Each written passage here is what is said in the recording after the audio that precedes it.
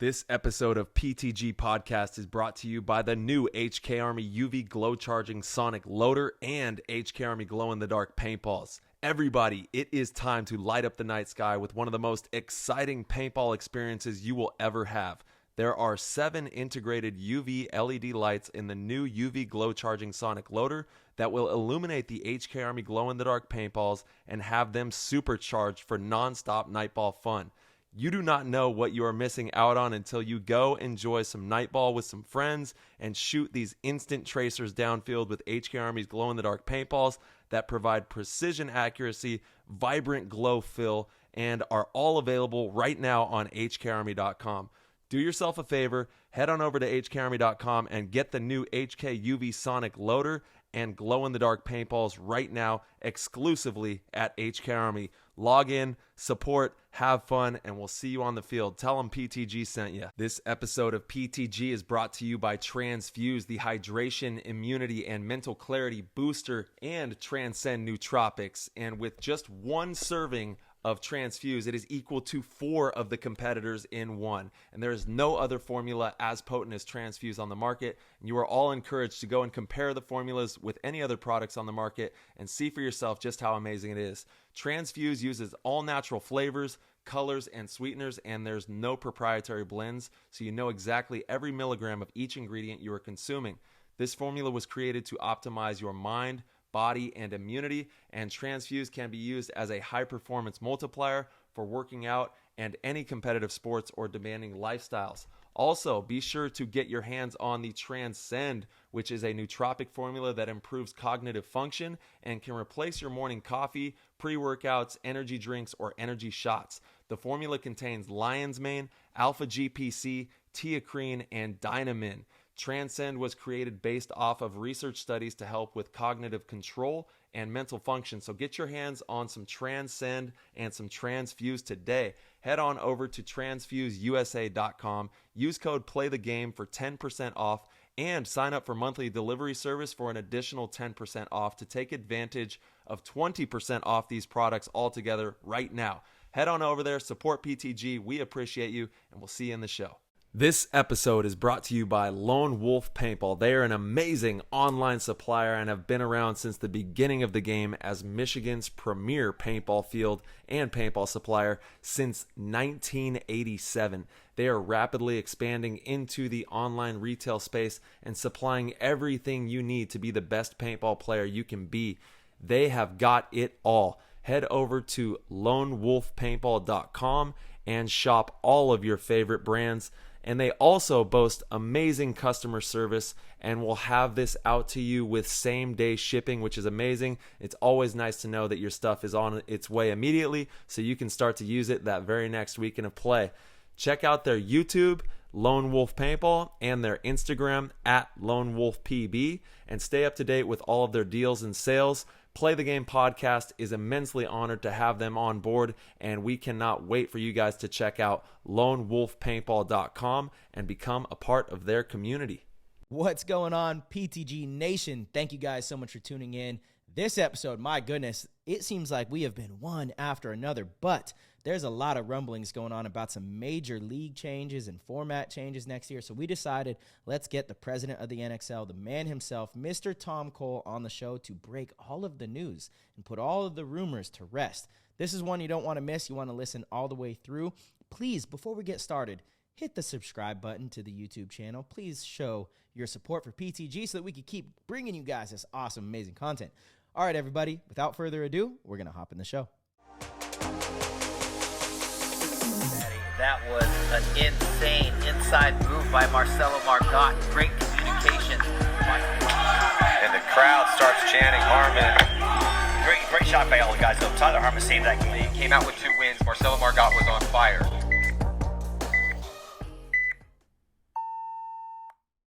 All right, everybody, we have an absolute banger of an episode. There's been a lot of rumblings, a lot of rumors going on, so we decided to get the main man, the president of the NXL, one of the fan favorites here on PTG, Tom Cole. Let's go, Tom. Welcome back. How you doing, brother? Thanks for having me, guys. Thanks for having me. Of course. Dude, welcome back. Thank you. Thank you. Yeah, honestly. Thank you, Tom. Thank you for all you do in the sport, and we have a lot to cover in this episode. Yes. Obviously, we're on the cusp of World Cup. We're rolling into the final event of the season, the biggest event of the season, the grand finale, and obviously going to be rolling into the 2024 season as well. And I know there's a lot of, speculations on what the, whole gambit is going to be that we're going to be running as we move forward into the future. So we got a lot of fun stuff to talk about. And thank you for being there. No worries. We do our best.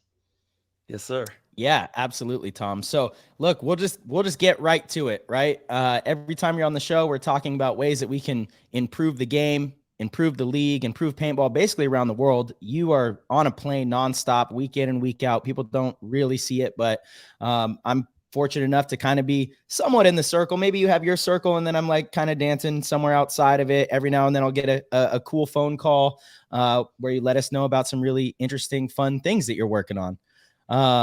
And it seems like there is a lot of exciting potential opportunities for the sport in the future. You want to talk a little bit about it?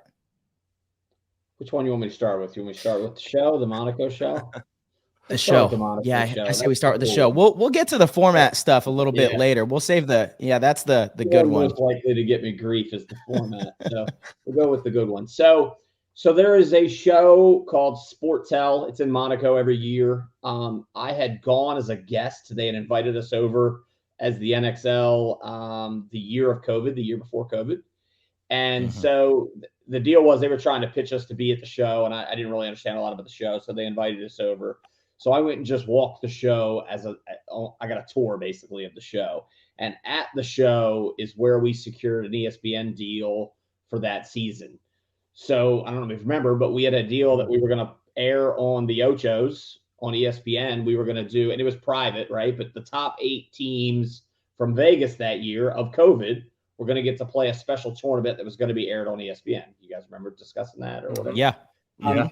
Well, then because of COVID, ESPN went through that whole thing of laying everybody off and all that stuff. But the show is all inspiring. It's literally just a show where sports leagues from all over the world have a booth, and the people walking the show are the big buyers. And they don't even wear badges so that you don't know who they are. So it's not like Facebook is there. And when I was there, they were looking to spend $1 billion that weekend. And I'm making that number up, but it was a huge number. And he's like, if you saw the Facebook guy walking by, you'd never leave him alone. You just follow him the whole way. So that's why they don't wear badges. So it runs the gambit. It's all the way from the NFL has a booth all the way down to like the axe chopping contest, right? So it is literally the event of the year where these broadcast networks, whether it's Netflix or NBC or ESPN, they go to purchase sports rights for the future. So we have a booth. So, and you could throw that graphic up there. I mean, I feel like we're in good company on this ensemble. That's tremendous. And what is the name of the show, the Monaco show? It's called the Sportel of Monaco. Everybody thinks it's cool I'm going to Monaco, but if anybody knows me, the last place I want to be is in Monaco. Monaco's amazing. Come on, Tom. That's going to be a good time. But yeah, just real quick, Tom sent me this over, and it's cool to see our logo. At the very least, it's cool to see our logo, next to all of the not our logo, but Paintball's logo next to all the other, major. Our logo. Yeah. And there we go. And that show is one of the reasons why we started to move over to this type of logo, right? Because NXL wouldn't make sense at all inside of this stuff. Totally. And actually, we've already had a bunch of people reach out to me since this went up from that show. Because the way it works, right, is basically they list you as a lead now, right, in the show flyer. And so anybody that's a buyer is now already reaching out to us in advance, trying to schedule meetings and stuff. So on our end, it's really exciting, right? So, and we have another advantage. I think it ends this week, but there's also a writer's strike. So sports don't use writers. So that's another advantage live sports has over what's going on right now. So there's a content shortage right now. So I guess that's debatable though, right? Some people think there's an NFL script. They think that there's people behind the scenes that are Damian Ryan. Yes, Damian Ryan believes that. No one else. Shout out to Dame Dollar. There's some people that believe it, but yeah. Yeah, it's amazing to see the logo of a paintball player up next to the NBA, the NFL, the PGA, Major League Baseball. And it just puts us in a really good light in front of a lot of really powerful people in those sectors, which is what we need. You know, we're trying to move this sport into the future with some power. So being at these kind of shows is everything. Well, and it's a lot of small steps to get us here because we got invited to this, right? Like a while ago. And what's crazy is it's like basically it's like me showing up at a Houston Heat practice and trying to scrimmage against you guys, even though there might be able to be a 1% chance. But you know, if I perform well against you guys, you're like, who the hell is this guy? You know what I mean? And then suddenly maybe you get a shot, right? You gotta put the time in. You gotta put in the sweat equity to try and make something happen. And you know, we don't have a lot of money to just throw at stuff, so we're gonna try and earn it with sweat equity. I love that. We call that the grit equity over here at PTGs. You got that. Yeah. You guys got that grit equity. Now, Tom, what do you guys plan to propose at the booth there? What will be showcased? Good question. So the plan is we obviously are trying to show all sides of paintball, right? It's one of the reasons we went to Major League Paintball. We don't know what they're going to buy, and they may buy multiple things, right? There may be, you know, a women's sports channel that may buy the WNXL or ask for the rights of WNXL. We may have the outdoor channel looking at the ICPL, and we may have ESPN looking at the NXL, right?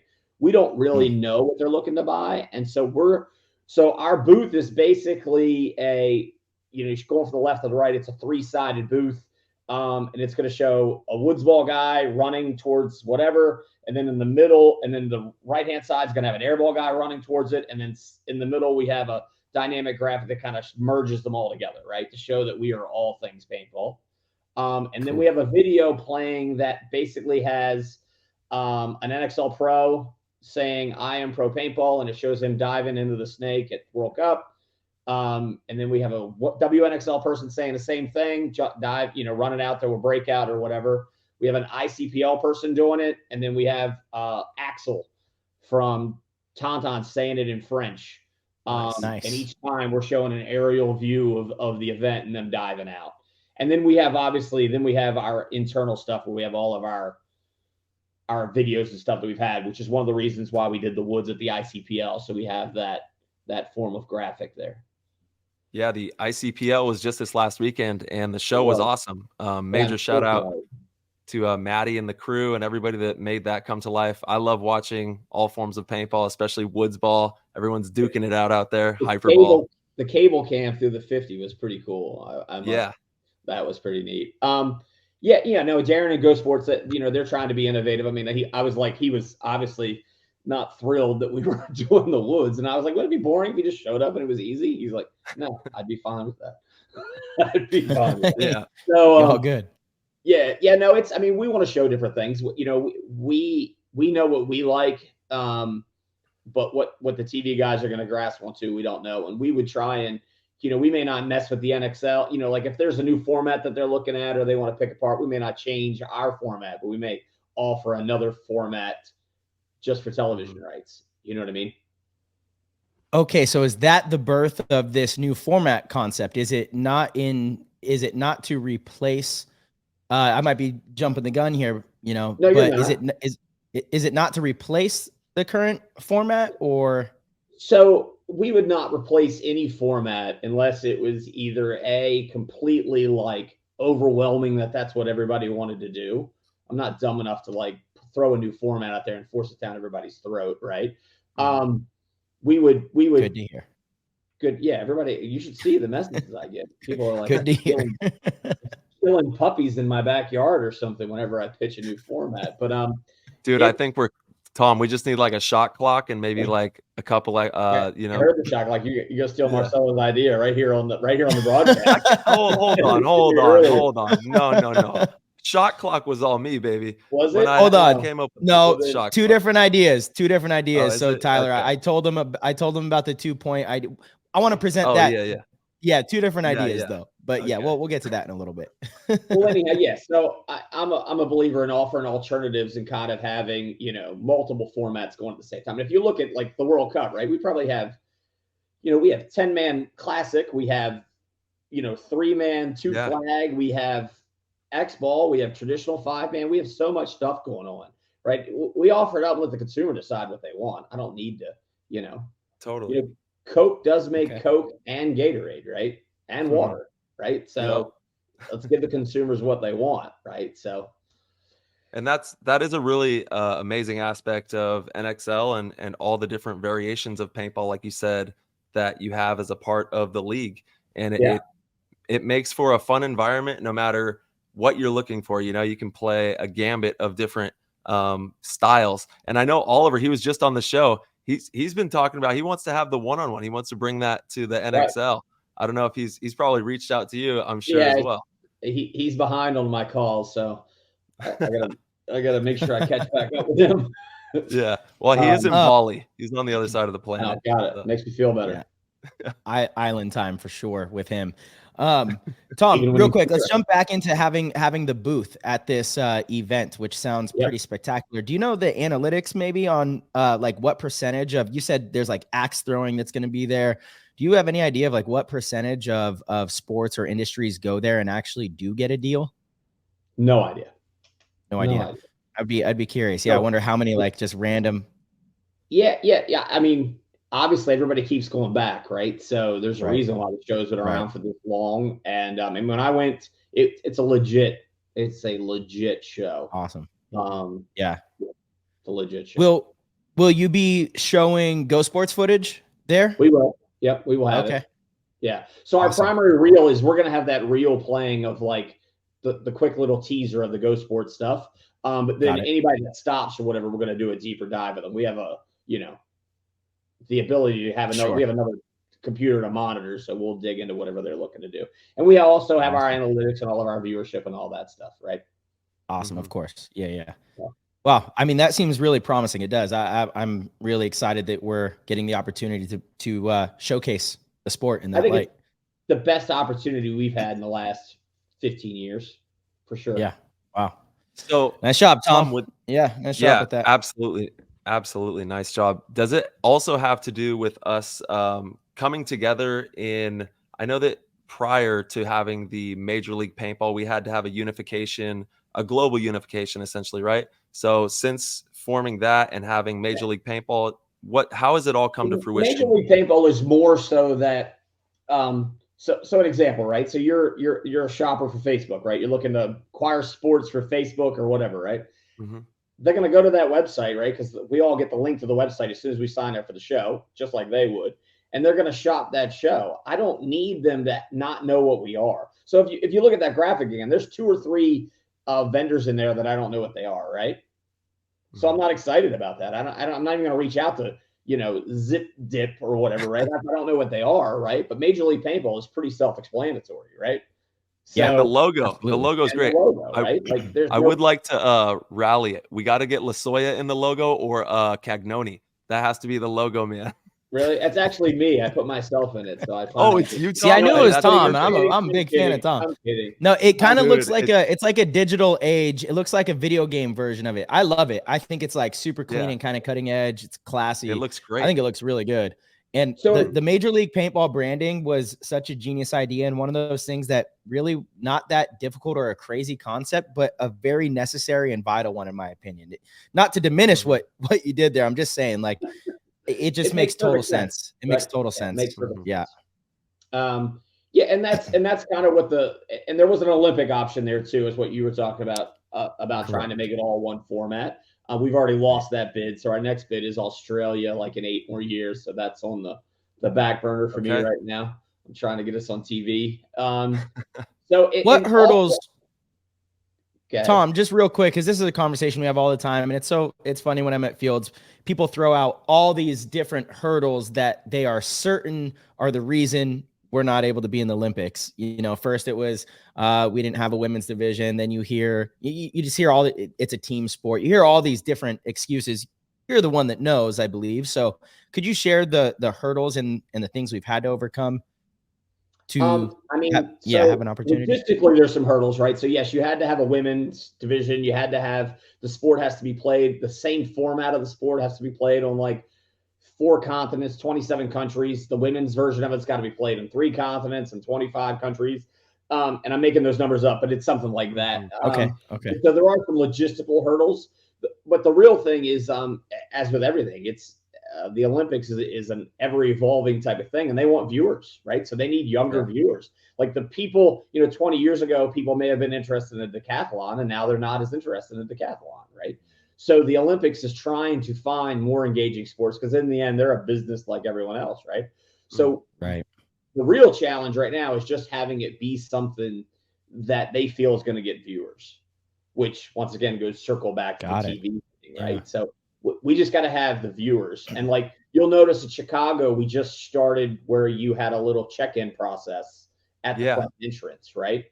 That's all one of the necessary steps for us to start really tracking our numbers. Okay.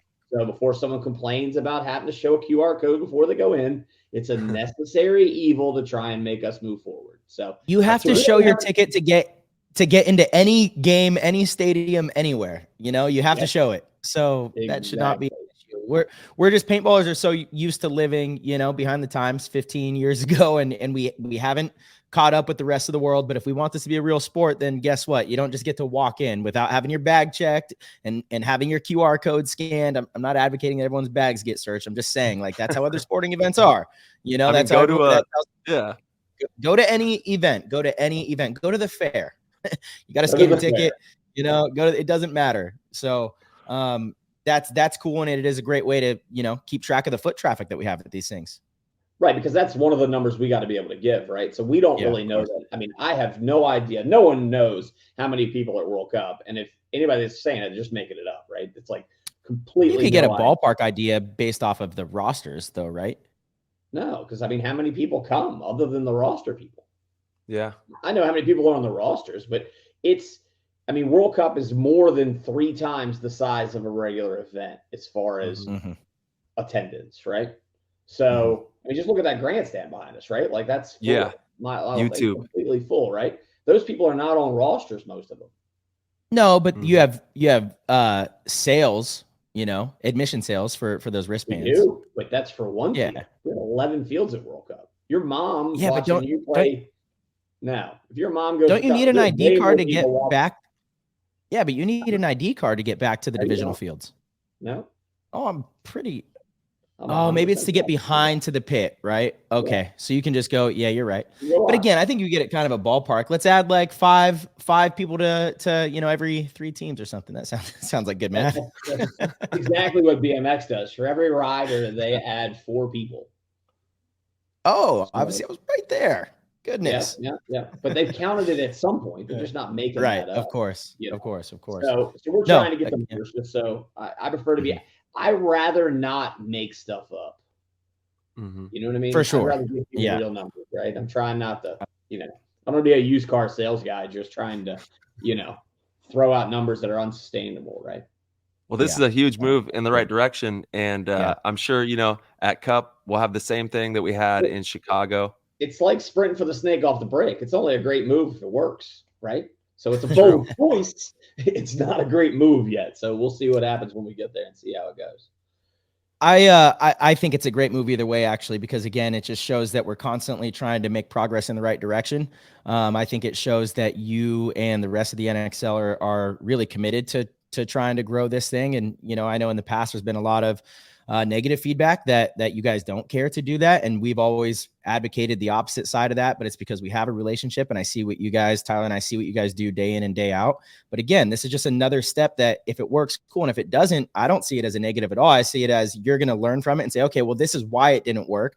Either try again next year or manipulate some things and try to change some things. You're going to get a lot of information out of this. This will probably give us more information either way. Than anything we've done as a collective in the past 5 years, like that, to be around those other leagues and other sports and maybe see why or why not we are not good enough to, be selected. That's a huge benefit. For sure. So, yeah. And it's, and then plus we're obviously going to get to talk to the media people that are going to tell us what they're looking for out of a sport. Totally. Right. So, yeah. Yep. Well, I'll tell you what, HK Army just dropped a new glow paintball. Don't sleep on it. It's crazy, Tom. The glow could be the future. The glow. I think airsoft looks really cool. Have you ever watched one of their tournaments where they shoot the glow balls? Yeah, I agree. Yeah, it looks really cool. does. And to be a paintball person, to watch that and be kind of enthralled with it, which I was. Again, watching Ronnie Dizon and Chad from Heat went over. I think they went to Amsterdam to play some like airsoft tournament, right? And the videos from that was epic. I was like, this is really cool. Actually, it was pretty enjoyable to watch. Not gonna lie. They have a lot of advantages over us as far as an event type platform. They have a huge disadvantages, but they got some advantages. What are their advantages? It's clean. It's always clean. It's clean. Right. There's Agreed. no spray. That's the biggest one. They got the glow in the dark thing, right? They can kind of do that, right? We got the glow in the dark now. It's ours. The disadvantage, you can't tell when you're hit, right? So could you imagine we just telling you at World Cup you're just out randomly? You're like, right. And I'm like, totally. We thought we saw it. So But from a viewership standpoint, again, I think you've kind of already said it, but viewership is the number one thing. It's the number one priority. If people care about what you're doing and you have the numbers, anyone will buy it, even the Olympics. Like, to me, it's very clear that viewership is most important, right? Yep, that is for sure. Unquestionable viewership's the most important thing. And built in, and so this is another thing we learned at one of the shows that I went to. I was talking to the guys that had just signed lacrosse, right? And so I had said, why lacrosse and why not paintball? And they're like, well, they have a built-in consumer that understands the game because they all played in high school. So since then, we've been working backwards trying to track down. We think 3 to 4 million people play paintball in the United States every year. So that is our built-in audience. Got it. So that's what we're trying to do. So, Tom, where do we get these numbers from? Can the general public find numbers on how many tournament players there are in the U.S. in any given year? Maybe not tournament players, but maybe that show up to a regular field and play airball. Versus how many recreational players, and do we have that data? So we do have that data. There's a company. There's several companies that get that data through surveys and through that kind of stuff. There's a sports association that we use that tracks all sports. But it's you got to be a member to get the numbers. We have the numbers, but I don't believe we're supposed to publish them. You know what I mean? If that's because you have to pay to get the numbers. We have a subscription through that, right? Sure. Yeah. Okay. Yeah, no, I just was always curious because I'm like, I've never taken a survey, so people don't know if I'm playing, locally at the tournament. So I'm just curious how it's challenging. And it's funny. I just talked to Billy Sharansky from Core this weekend about it a little bit, trying to compare the number that I had to what they, their gut is, because they're the largest, field provider in the country, trying to get their number. And he felt the number that we had was actually a little low based upon what they had. I agree. They use a real small sample size, right? They call like 1,000 people and ask them if they played paintball. And then they add that to the 375 million people we have playing in the United States and figure out what we did. Got it. To be considered a paintball player, you would just have to go and play once a year, essentially. So they break it up. They have a player, and then they have a hardcore player, and then they got idiots like us. They got they get a category. How many women play, all that stuff. So, how are our numbers looking compared to previous years? Does it seem like, paintball's growing as a whole? If, everything under one umbrella with tournament, scenario, everything, is there one sector that's moving faster than another? So rental is moving faster than the rest of us. That's one of the concerns we have, right, that I have. I shouldn't say we. One of my little gut instincts is we don't turn over enough people from rental to gun owner, right? I want to talk about that. So that is one of my concerns, right?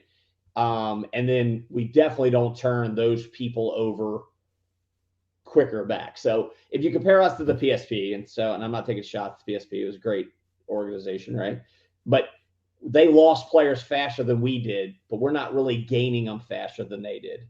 Does that make sense? Got it. So our growth has all come from retention, not necessarily from so many more people coming in, which is still growth, right? So if I keep you, if you come in and you play 1 year, and then I lose you, but I bring in a new guy, we're just going to stay the same size. But if you come in and you stay for 5 years, and then every year I bring in a new guy during those 5 years, then we're going to grow by 5 times.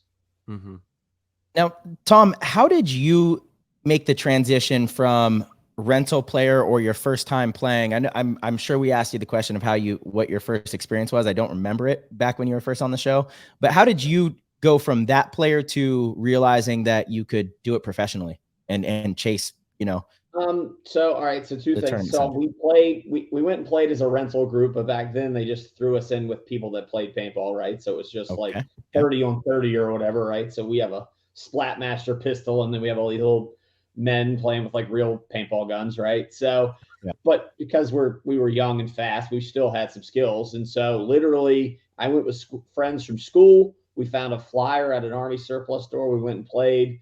And then we went and bought guns very shortly thereafter that, like pump guns.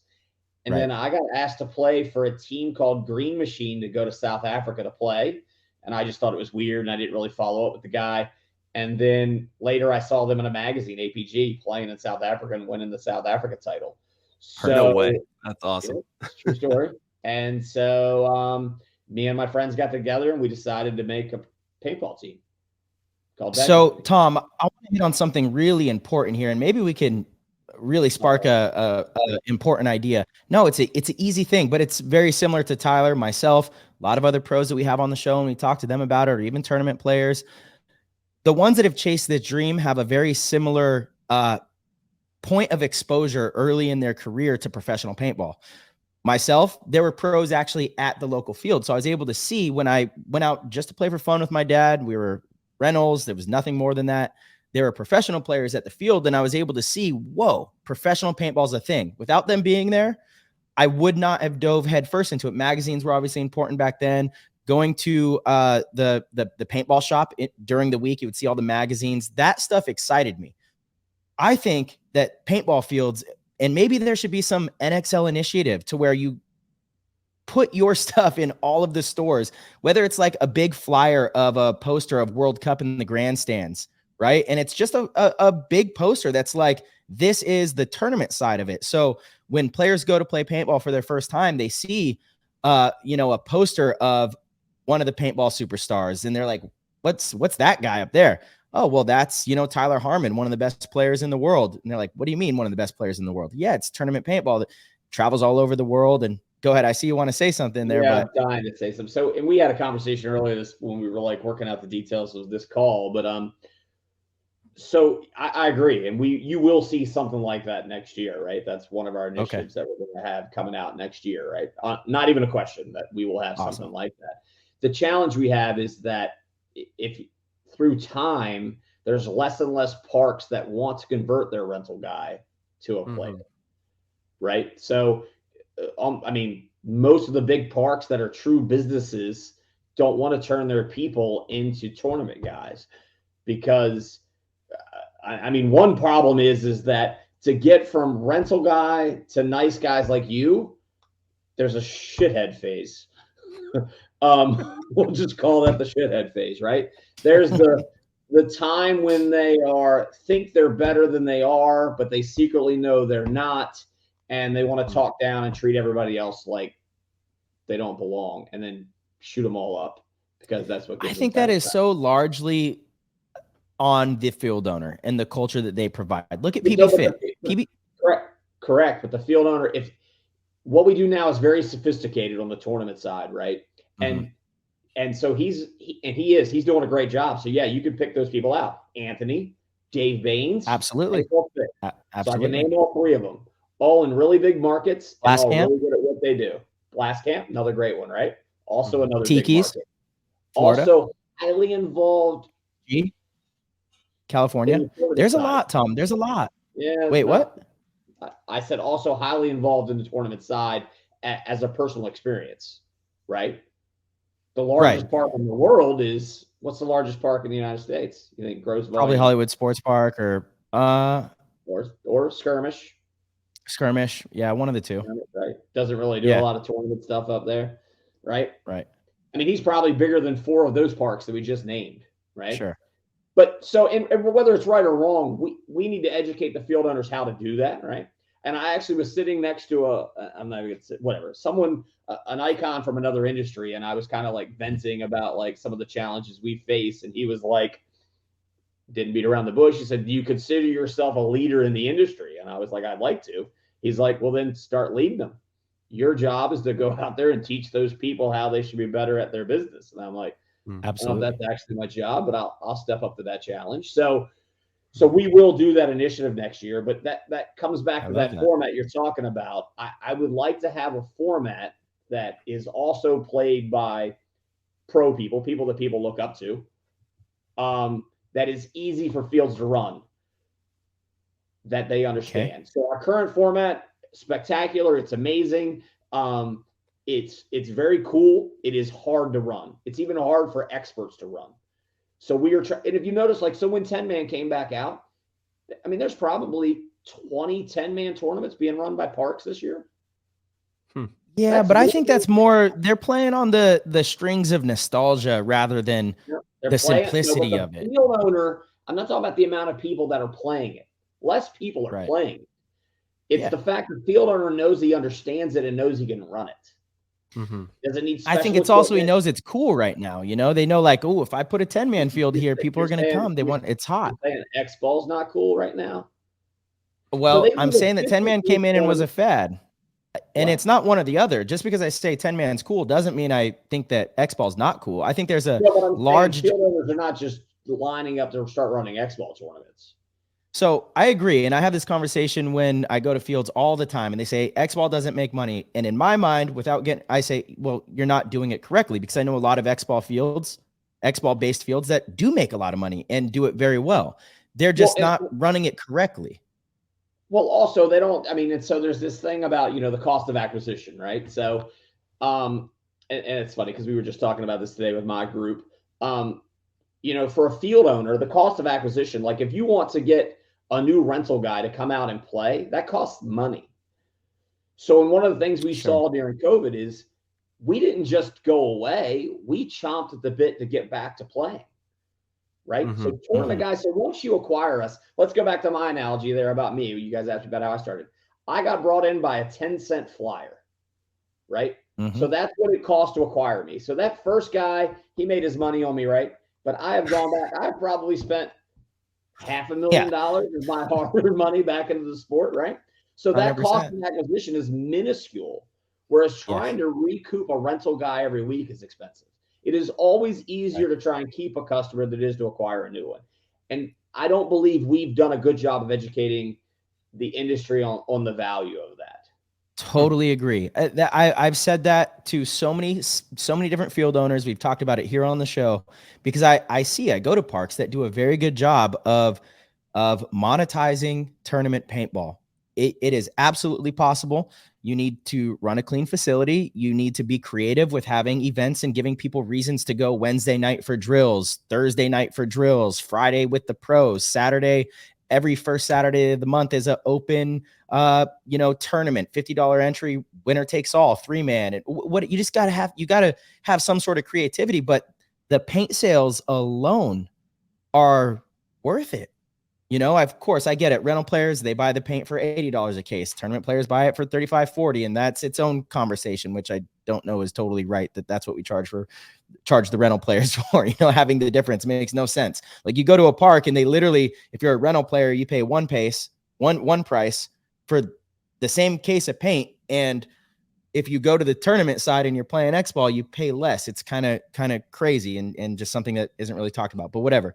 But the amount of paint that gets shot by tournament players, if you give them a reason to be there, and again, I think Fit has been kind of leading the industry. Anthony obviously has done a fantastic job. Blast Camp has a great facility. They always have reasons for players to be there. They create the reasons for players to come and put work in. That's how you got to do it. You can't just have the X-ball field and think like, oh, the players will come. And then the players are going to run their own practices and the players are going to, pay all this money. That's not how it works. That's certainly not how it works. It works like that for the rental side, not the tournament side. Exactly. So you're talking about like the barrier to entry to run a tournament versus rentals way higher. The expectation of the consumer is way higher, right?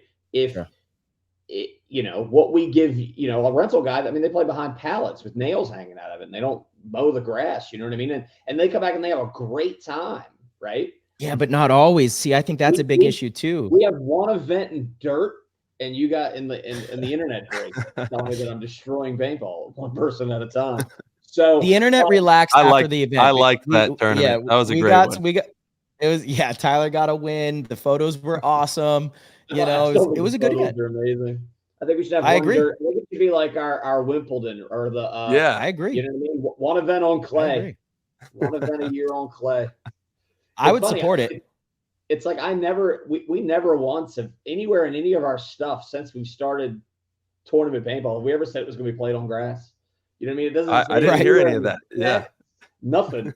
I'm like, yeah. No, I'm not saying that was a good idea. I'm just saying it's funny. Well, I will say the fields are amazing. So whatever you guys are doing, keep doing it because it's 100%. If someone sends me like a brochure trying to pitch us some type of product or something, you know what I mean? Like that goes through the trouble to make us something, they always use a picture from that event. Because it'll have a guy diving with dust coming up and it looks like, slow, you know, in the graphic, the dust and, when it's freeze frame like that, it looks really cool. So it is pretty neat. Sure. Yeah. So Tom, just really quick, just to kind of round out that part of the conversation of these fields and tournament play. So next year, the plan is for the NXL to do more to all right. So we'll bridge the gap from rental to. Yeah, so sorry, we're what was doing an event this year called the Summit, right? So that is going to be held in Vegas right after the Vegas tournament. This will be the first time anybody actually. So are we breaking this news too? Can we talk about the Summit? Yeah, you got me talking. Dude, that's the coolest news. Our job is to educate the fields. If we have some secret recipe, right, or a recipe that we believe is going to work, it does no good if we don't share that with people and take the time to teach them, right? Right. So that's the thing, right? If we were selling gold at $1 below what gold's going for, we wouldn't sell any of it if we didn't advertise or market it, right? So we've got to kind of get the word out there and start trying to teach people what to do. And that's part of the Major League rebrand, right? Because in the beginning, people's like, why is Tom and high-end tournament paintball care about the parks?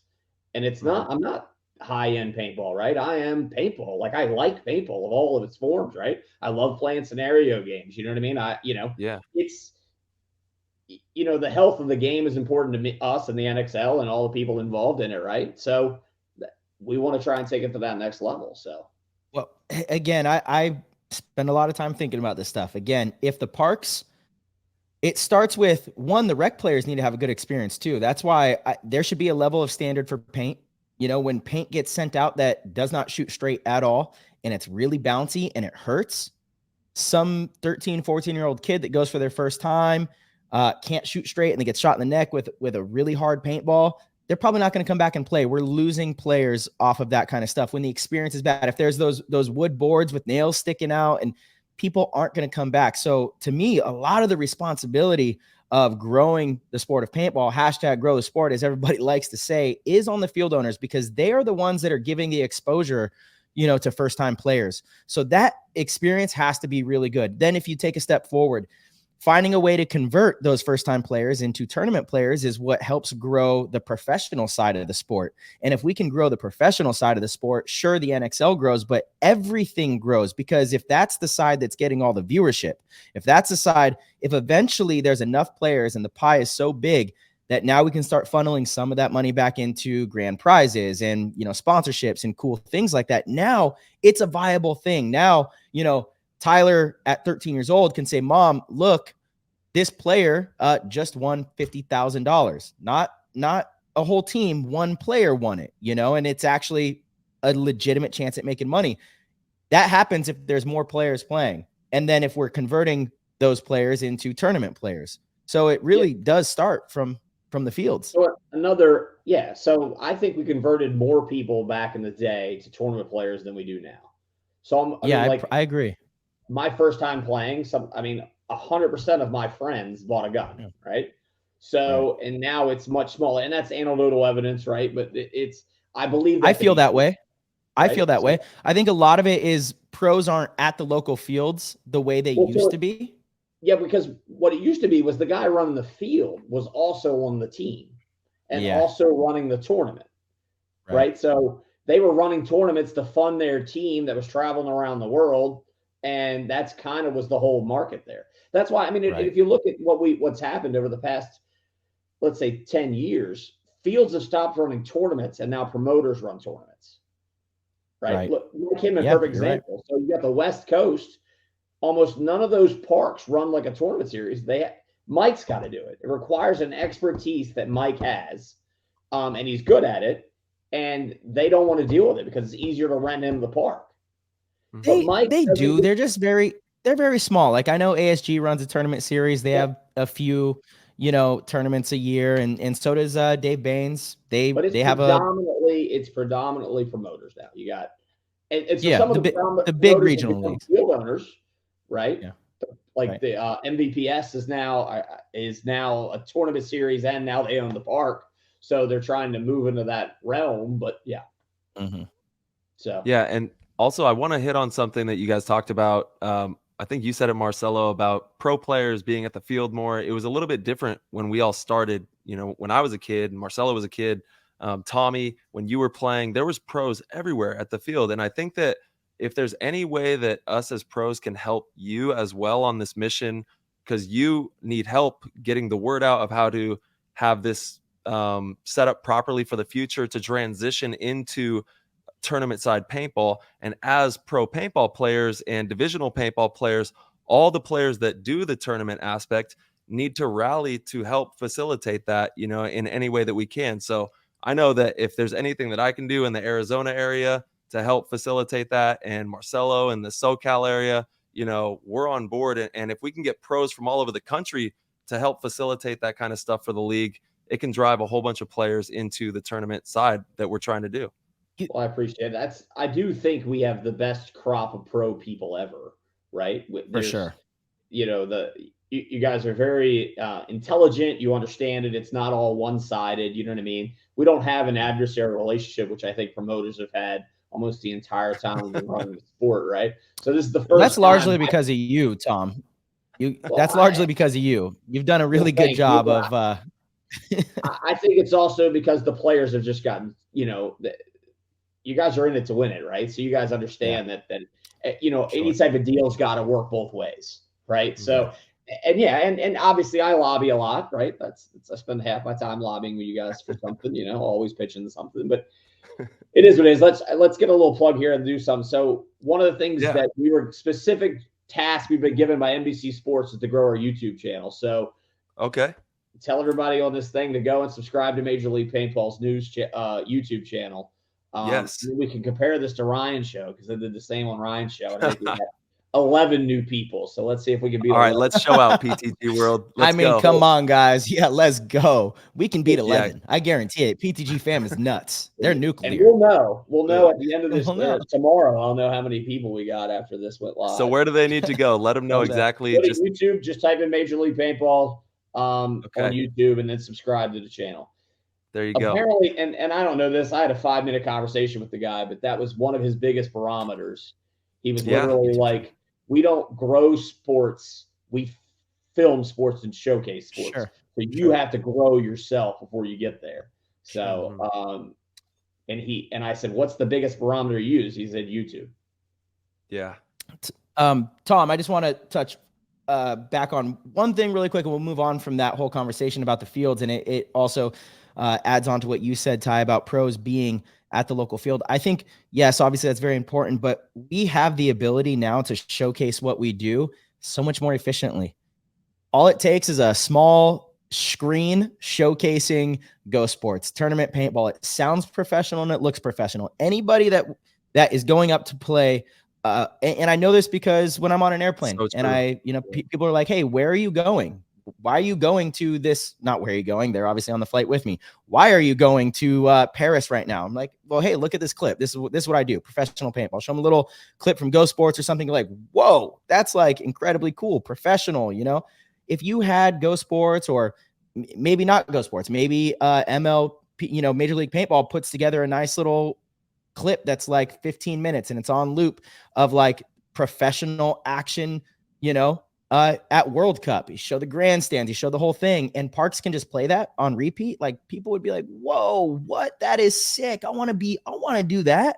I want to do that. Look at how many people are cheering for Tom right now. For all the listeners, just go to the YouTube. Yeah. He's at World. He's in front of the crowd right now.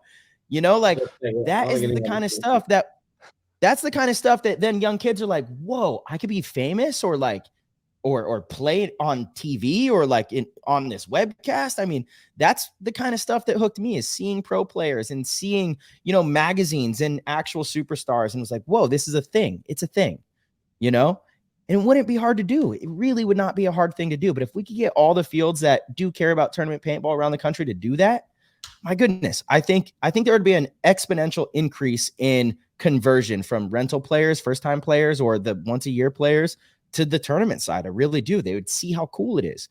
Well, this will be the test. We'll see how many people go through that hard amount of work to go subscribe. All right, This will be the test. Don't you let us down, Test, right? TG fam. Don't let us down. You got, 1,000 viewers, and when 12 people click in, I mean, that'll be enough. I don't know. Lying in them, but I don't know how that's comparable though, because we're talking about totally unrelated, non-PTG listening players. So the number that everybody gets impressed with by paintball is the time that we watch. Sure. So 8-hour, very 12-hour day almost. captivated audience, right? So whereas we may only have 1,000 people watch a show, they watch the entire 30 hours of the show. Right. So that is valuable to advertisers. Because in the end, that's what they want. They don't care about the cool factor in our point of view. They want to know if people watch. Totally. Of course. So, and we'll just drop all sorts of good news here. Gambling is now legal in Colorado for paintball. Whoa. Let's go. No way. We'll hopefully have some big news on how you can gamble before World Cup in Colorado for all those people out in Colorado. Awesome.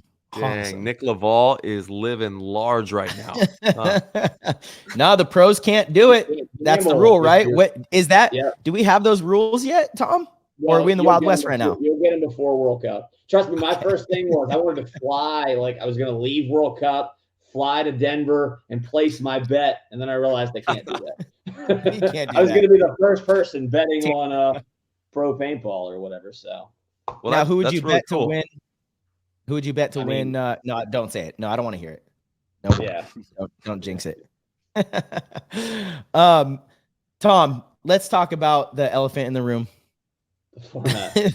the crazy wild format idea that everybody is hearing about, but nobody has the full picture. Let's give it to them. Let's see what's going on. 3 people. Yeah, but 5 degrees of separation turns into it's everywhere. that it's out, dude. And no one's got like the full picture, which is pretty cool. Well, we're gonna give it to you all here. You guys are gonna get the full picture on PTG. So here we go.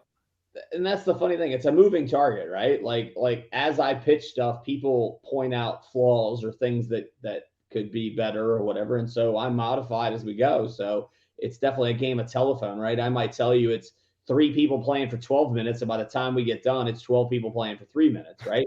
So, and anybody that knows me knows I'm constantly pitching something. I'm always like, hey, what do you think of this? What do you think of that? What do you think of this? Right? I probably drive people crazy, but I am not. No, I love it. I am not happy with the status quo, and I don't want to dwell in mediocrity, right? I want to take this to the next level. I think we've earned it. I think we are more legitimate and more passionate about the game than a lot of the people on the outside will give us credit for, and I think we need a chance to showcase that. So, I refuse to lose, right? You keep going up the snake and it doesn't work, and you start to Doritos, right? You got to try something, right? You just don't say we're going to lose. Yeah. So, all right. So I'll give you the format and some of the stuff that I'm trying to fix. I've been pretty vocal about the fact that I hate conceding. So I think it's a horrible part of the sport. And one of the reasons I don't like that is because I sit in the stands with people who aren't familiar with paintball, and that we lose them at. So we lose them at the split deck. Right. So I'm not going to take away some of the stuff that I put in there. That's my fault. But we also lose them at concedes. And literally at the last event, I looked at Bart and Dave. They're going to love this. And I said, who won that? And they're like, I don't know. And I'm like, I got me. And then you got Bart and Dave. And none of them knows who won the point. Tom, isn't that an easy fix? Hold on, though. Like, technology is great. We obviously have the key on one side that concedes. Why wouldn't a big light just pop up on that side? Then you know immediately. And you could do that, right? But not everyone could do that. So, and you have to explain stuff. So someone once told me a sport should be able to watch the sport without sound. I don't agree with that at all. you get, all right, well, this wasn't like some paintball guy that told me this. It was a sports guy. So, I mean, I appreciate, obviously they're not always right, but anyhow, let's go back to it. So anyhow, Okay. that's my opinion. I hate the concede thing, right? Okay. I think it's a bad look. And plus, we all, as consumers, we understand the Alamo, right? I can understand that I am trying to hold off an attack, and that is really cool when it happens in our current format, but it only happens on that last point, right? When you guys got to win in a minute or whatever, that's the epic game. We've just been basically dancing around it until we get to that point, right? And sometimes we never even get to that point because you start winning 6-1 or whatever. But the coolest I have a point solution is for that. the coolest point, though, is the 5-6 point with 2 minutes left, and you got to run into the guns and make something happen, right? Mm-hmm. And one of the For things viewers.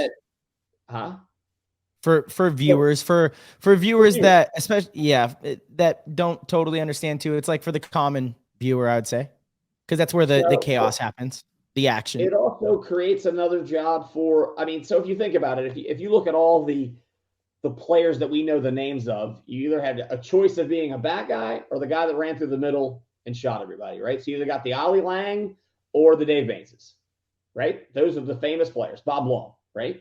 And it's because they won those epic games. They ended up 3-on-7, and then they pulled it back and they shot the last guy because the guys were playing like idiots, and they went down and hung the flag, right? That's the drama that we want. And we don't have that now because your coach is just going to throw in the towel. So, all right, so let me explain the format. So one of the things we've always complained about in paintball as far as television, and there's multiple reasons to change this, but I'm going to dwell on the television portion of it right now, right? So we've always complained that we didn't have a clear objective, right? There's not one ball. So we have created a field goal. The theory is to have a field goal that would be at the 50-yard line. And for my argument purposes, we're going to use the snake, right? So there is going to be a buzzer at the snake on each side of a wall. So if you get to the 50 snake, you get to your side, if you hit the buzzer, turns it red. If that bunker is red, if that buzzer is red at the end of the 4 minutes, you would have scored a field goal and you will get 3 points. If you get to the end zone, the current thing that we have now that gives you 1 point, that is going to be worth 7 points. You can't get Tommy, both. Okay. Can I still get the points if you go past the bunker, the 50, like onto their side, or do I have to stay? All you do is hit it and go on down the line. But if you do no, Ty's talking about the 3 points. Yep, no, you get that no matter what. You hit that buzzer, you don't have to be in the bunker anymore. Okay. You have to control the bunker. You just have to have the light beat. If it's a 1-on-1 and you're in there and you hit it, and then you go and shoot the guy and end up wherever you are, you're still going to get the 3 points. Or you can go for the touchdown and you get the 7, right? I'm calling it touchdown. I don't know if that's the nomenclature. Touchdown, Harmon. So a field goal and a touchdown. Okay. So if you get to the field goal, that's an easy objective. I think you guys are just going to keep trading out in there in the snake, and it'll be cool because it'll be one thing everybody's focused on. But then maybe Dalton's going to go down the Dorito side and go and hit the buzzer. So you can only score either a 7, a 3, or a 0. You can't have a 10, like you can't get a field goal and a touchdown, and the other team can't have a field goal and you get a touchdown. It's either going to be 7, 3, or 0. The points are cumulative, so we get rid of this differential thing. So I play you 3 periods. We have 3 periods, right? So I play you, I go down, I get the field goal, it's 3-0. You go, you play, you get the field goal, now it's 3-3. Then we play the third point. Whoever gets the field goal would win that, or the person that gets the touchdown. But the tiebreaker to move that wild card slot on instead of the differential now, which is making people play slower, is going to be total points overall. So even if you beat me the first 2 points, 7, so now it's 14-0 going into that third point, I still am incentivized to try and score a touchdown on that third point because in the end, my tiebreaker is going to be my total points overall scored throughout the weekend. So Tom, we would give you – good. What's the average amount of points played in a match right now? 21. No, definitely not. No, not in this new format. I'm saying what's the average currently in the current format? What's the average amount of points played in a match? Average amount of points. The average amount of points a tournament is 21. I'm sorry, divide that by 4. Mm-hmm. Just for the prelims, you mean? Yeah, just for the prelims. So, okay, so like 5 points a match. And Yep. we think that that's too slow, right? No, So how I is, didn't say it was too slow. I didn't say it was too slow. I don't know. We're saying that we think that games are being played too slow. We want to speed it up. I thought that's where we're okay. I've never Okay. once said. So Okay. so what we like, so you can't, so first off, you can't design a product for the regular world designed by the top 2% of it, right? So you two cannot really, your needs are different than what everyone else's needs are, right? So we like, so for yes, do I like a 30-second point? I love it, right? You guys running around, fucking shit's going on. I don't know what's going on, right? We know what's going on, but that is too fast for the consumer. Yeah.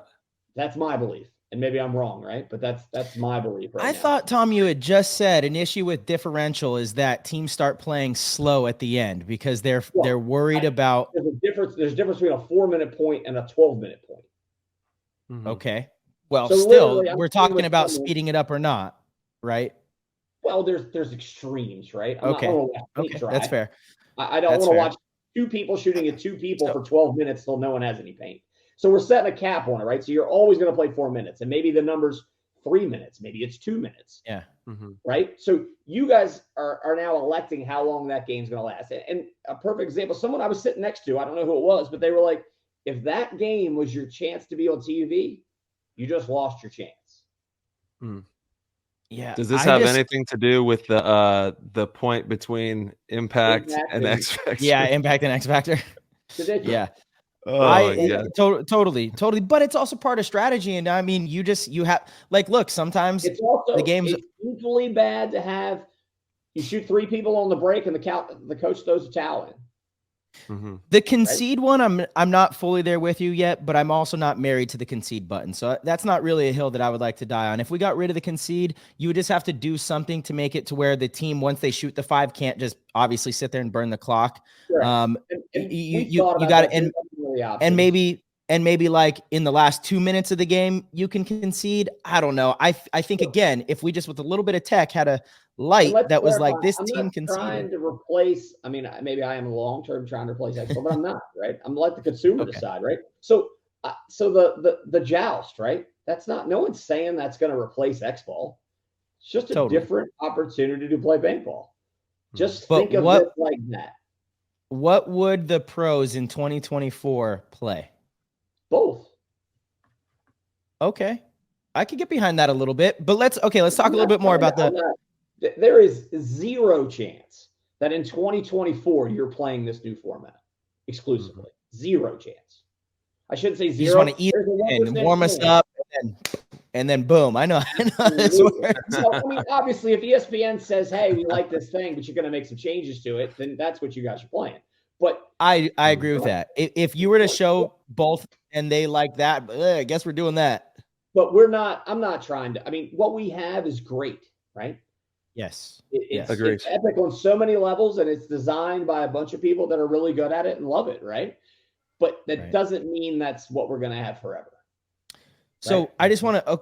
So to be clear, there's basically only 3 points that would be played in a match. Correct. And that's negotiable too, right? So we're thinking on Sunday it would go to 5 periods, right? So in the prelims, there's 3 periods, more opponents. So I'm a believer that. God, what? I think you're gonna see just incredibly boring paintball. Like it's what happens in when you lower even the mercy rule. You have less points to work with. So risk is like not in the cards. You know, having these big flashy plays is like, no, let's be conservative. Let's get to a spot to where we can watch the zone of the advantage bunker and then try to work our way in there because that's the most efficient way. So I think you're going to see a lot of slow, conservative play. So right now you have 15 minutes. Yeah. And that first point, you have 15 minutes. Now you got 4 minutes. So Tom, this is why I thought of this idea before I was on vacation with a lady and I love that she lets me sit there and talk about paintball. We were talking about paintball and I just go, oh my God, I got to write this down. Babe, I have a great idea. She's like, what? I told her, she swears she loves it. I don't know if she even really understands it, but I wrote it down because I was like, I got to tell Tom this. And this was before I heard anything about this new format with the periods and the different scoring. And I know you're ready for it because I told you about it earlier, but I honestly think it's brilliant to speed up and make our game a little bit more exciting. And it's implementing a shot clock different than Tyler's shot clock. His shot clock is a really great idea too. This concept is, and we have to pick a time. I think 24 seconds is probably a decent time because it also, parallels with basketball. People are familiar with the shot clock. If you score a point at any point in the match in 24 seconds or less, it counts as 2 points. And the reason I think this is such a great thing is because it doesn't change how our game is played. It doesn't change the fabric of paintball that everybody loves right now. What it does do is it rewards aggression. It rewards maybe some creativity and coaching and saying, hey, it's the first point of the match. Let's really go for it. Whereas typically the first point of the match, you don't see that kind of a punch. And it also makes it to where, like you already said, Tom, those games that are like 5-1 at the end of the match are so boring. Well, if it's 5-1 with a minute 10 to go, the game's not over. You're watching until the very end, because if you score 2 24-second points, you're right back in it with 13 seconds on the clock, and it keeps it sort of like going, when they go for 2 instead of the extra point, right? It does make it. Yeah, so totally. The math is, and I'm not discounting. I think it's a brilliant idea, right? It's just maybe we tweak the X ball with that, and then we try this other format with the other thing.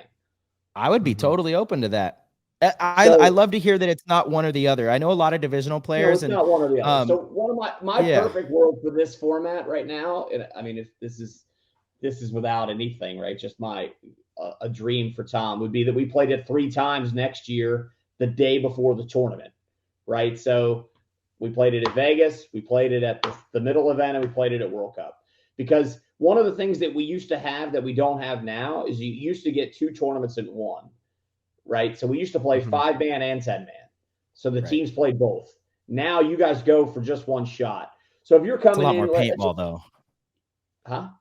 It's a lot more paintball that we play now. So just physically, it's kind of difficult. You don't have twice as many chances. You don't have a redo, right? Under the other system. So let's just use the Tauntauns. Tauntauns are coming all the way over from Paris, right? Or from Europe, France. They're going to spend, $5,000 a person to come play this tournament.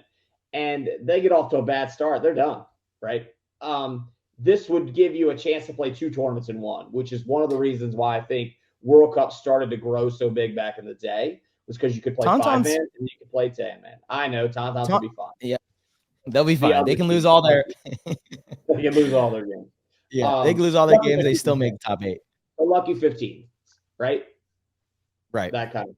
Right. So right. I just think it makes it more valuable to come. You're getting 2 tournaments in one. The ICPL does it, right? It's kind of a neat thing. Not everybody does it. Now, can you fit a whole tournament with, say, all 20 teams wanted to play, or actually at World Cup, it's 24 teams? 23 teams? So we're looking to have 16 teams at this one. We would, obviously we would have to tweak some stuff to make it all work out, right? This is just a spitball on the wall. It's just to get it out there that I am not looking within the next 90 days to change the format on you guys. People are struggling. I got people worried about roster sizes already. I got coaches overthinking it. You know what I mean? They're going to be out of jobs because there's not a lot of coaching going on. But it could raise. One thing that no one thinks about is it's going to raise the value of a player, right? Because you got less of them. You can play with 6. You might as well. If you got a $6,000 a year budget right now, and you're playing 12 people, you're paying them all $500 at each. If you cut it down to 6, you're paying them $1,000 each. Wait, I'm sorry, Tom. Did you say it was 3-man or is it 5-man? It's 5-man. Okay, so it's still 5-man, but it's just 3 points. So it's 3 points, yeah. So it's not quite as stressful as playing a full one. Right. Hey, Tom, hot take here. Thoughts on the Tauntauns impact debacle? Hot take. Oh, you put me in the spot there. So it's a little bit of a gray area there as far as the way the rule is concerned. I feel like, one, we specifically say in the rules that American teams' rosters are locked. We don't say the European teams' rosters are locked. There is confusion about, because he did play for both teams the whole year, to which roster he was going to elect. I think next year we have to add, you got to declare at the beginning of the year what World Cup team you're going to play for, to make that stuff a little better. Right. Because there's also an unfairness to the Europeans about the way we bring them over to come play for us, right? You can't, only one Tauntaun can guest on an American team, whereas Dynasty could play, 10 guys could play for 10 different teams over there. The Europeans don't, we don't reciprocate that to the Europeans.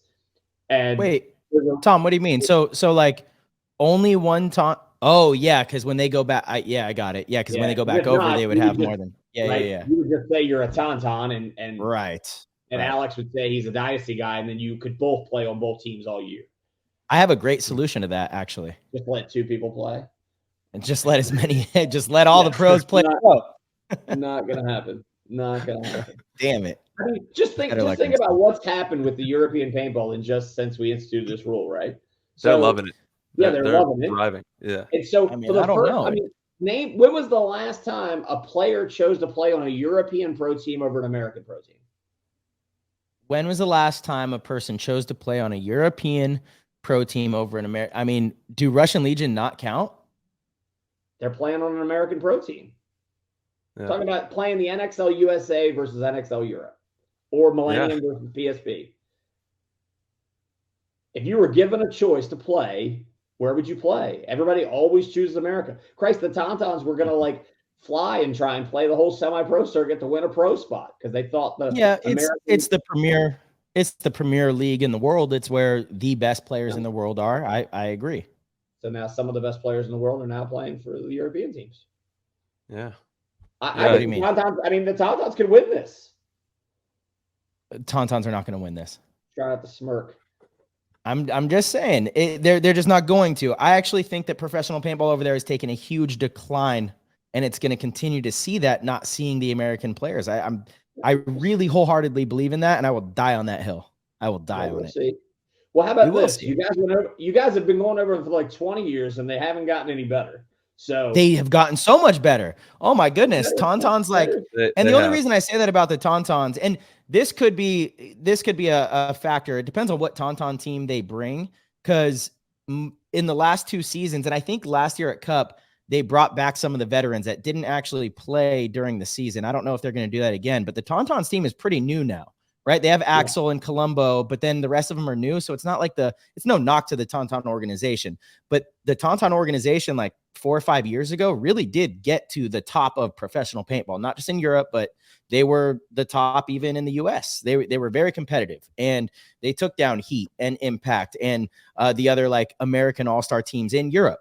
So I don't know. I disagree with the fact that, those teams weren't getting better. I think those players and teams individually all got tremendously better having us over there and seeing firsthand and experiencing firsthand, how we compete, how we play. And then I'll tell you what, when I went over with the Raiders last year in Germany, it was the easiest professional tournament in Europe that I have ever played in. Yeah, they played horrible. Take it for what it is. I watched it. I was so rooting against you guys because I had COVID, right? I failed some COVID tests. And I was like, oh my God. The one American team. And you can't say it was easy. They gave you those that you were behind. All they had to do was burn the clock. And one of those games would have. They didn't understand clock management. Exactly. And that is something in the US, it's evolved. So the game in the US has evolved. Again, if you're down, we were up a point against the Tauntauns, and they were down bodies and they didn't make any moves. And that is something that doesn't happen in the US anymore, especially in the top 10 teams. And the ability to just manage and control the game on the field. And I was like, why is their coach not conceding? Oh, maybe he didn't want them to concede, but their coach should have conceded. There was just so much that I realized. I go, oh my goodness, they are about 2 or 3 years behind where we were. Because obviously there was COVID, there was a big break, and we hadn't been over there for a while. They were clearly 2 or 3 years behind. And that's just the reality. I will die on that hill. If they beat you in the championships round, I'm coming right over. Just let you know. I'm coming right over. Hey, anything can happen in one match. Anything can happen in one match. I got to give a major shout out to the Great Britain squad, because we had a showdown out there for the Nations Cup that came down to the wire. So, imagine if those kids got to play against every event. Imagine if the Lucky 15s got to play against Houston Heat. I'm not mad about Russian Legion. It'd be insane. American teams playing. I'm mad about Americans playing on European teams. You act like you're making people better. You're not. You're just taking people off their roster. So you can't say, all right, so we've never in the history of a Polish paintball team. They have 5 pros now that are playing. Last year, that team was dynasty with one Polish guy. You can't say you're making new players if you're just replacing them. So who's going to stay playing pro? Wait, hold on. I'm so confused. We never were 5 with a Polish guy. What are we talking about here, Tom? He said you're taking their spots, bro. Taking their spots. It's easier to pay a ringer to come in than it is to train someone. I don't want you to go and represent a team in Europe. I want Europe to build players over in Europe.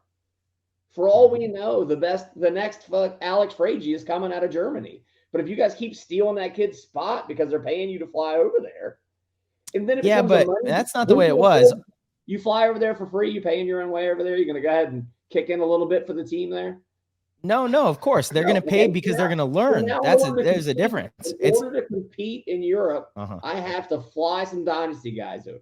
So that's what it comes down to. It's a financial thing. They're just different conversations. If it's about making those players better and actually trying to produce the best players out of Europe, I'll give you a prop. Pay for the BKI clinic. Fly over there and train them. But that's what it was. That's basically what it is they're able to pay for. It's not. It's like me going to the club and letting you go pick up the chick for me and then handing her off to me before I go.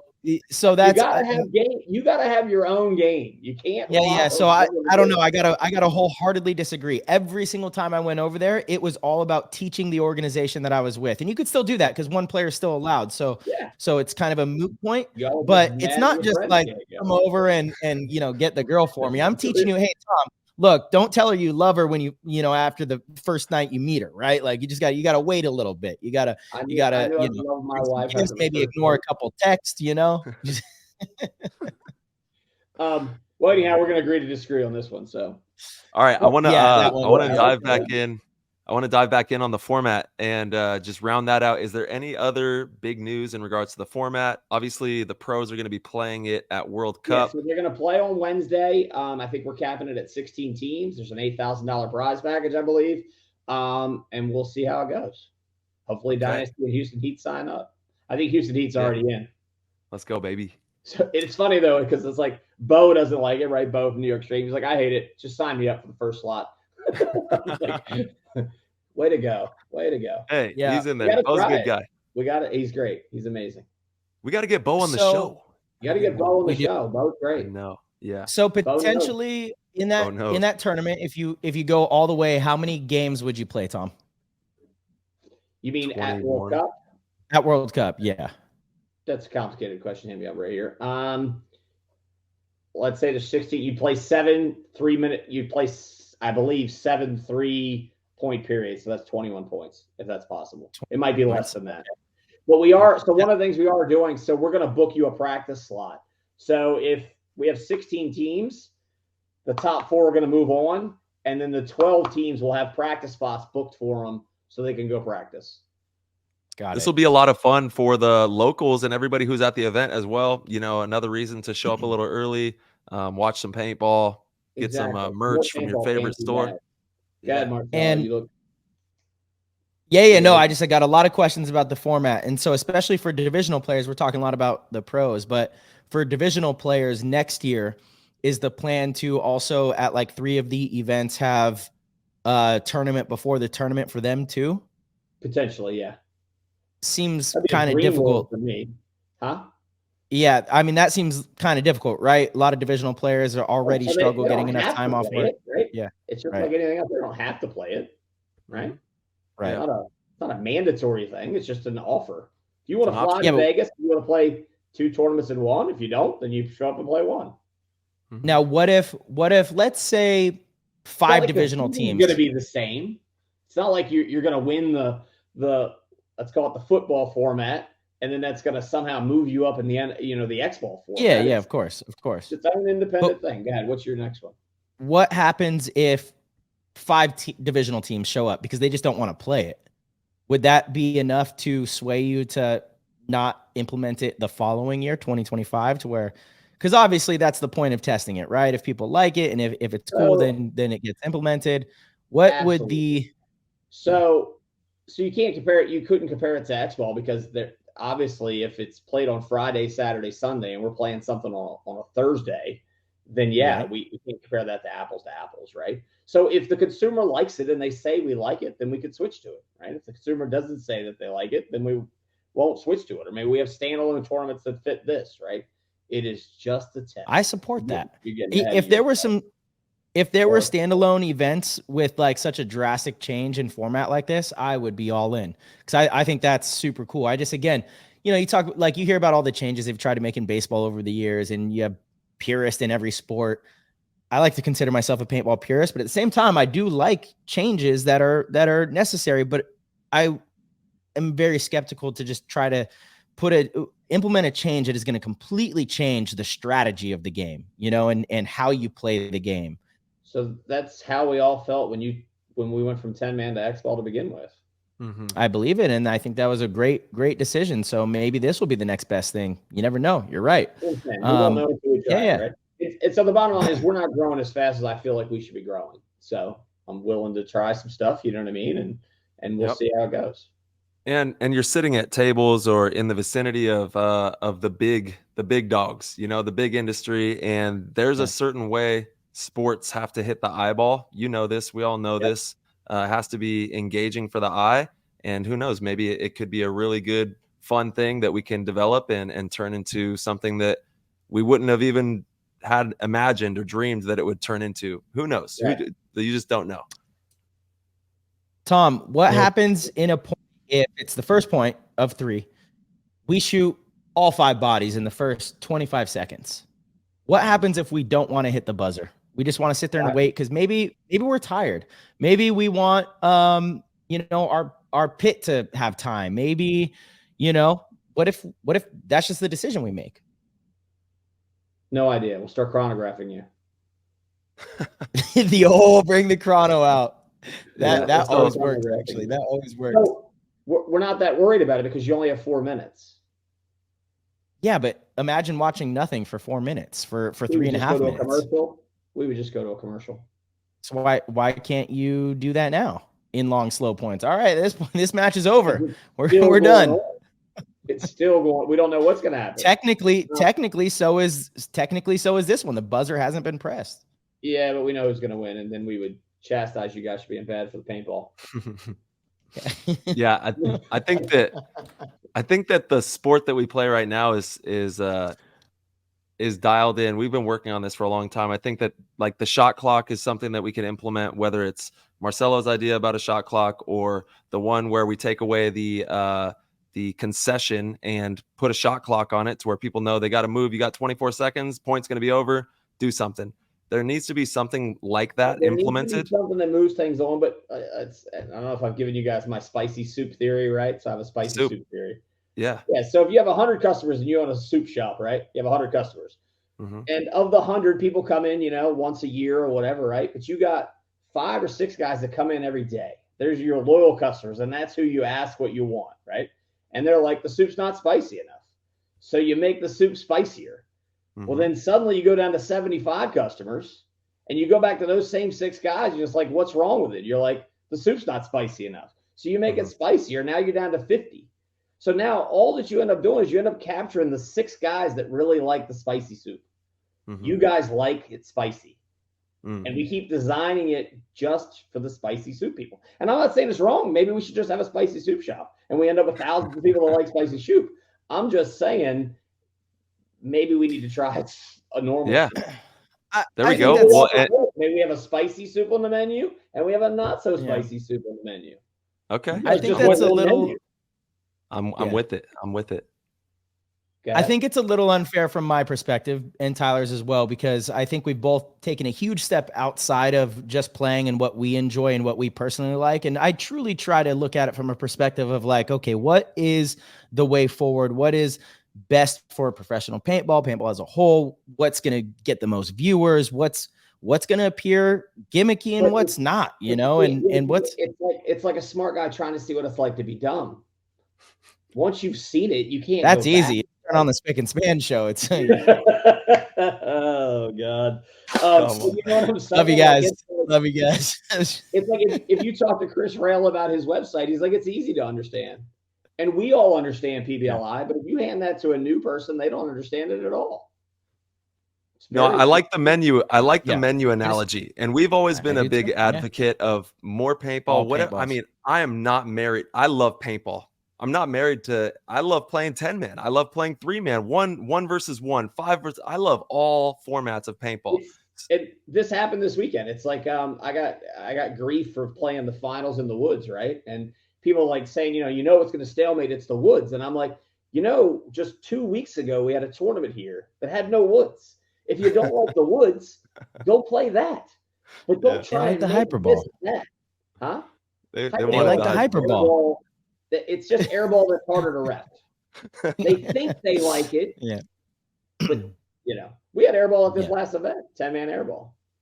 Yeah, and Tommy, one of my cool. it looked amazing. That 10-man airball was outstanding. And one of my favorite tournament series I've ever played in my whole life was yours at the UWL, which was this crazy format, I love that. Yeah, and there's so many different ways that we can play. So let's be open-minded. I just found a video of you diving and getting like the 50 flag in slow motion. Yeah. Like one of my first video things. You get, whoa, you're going off. That's pretty cool. That was the best. Cool.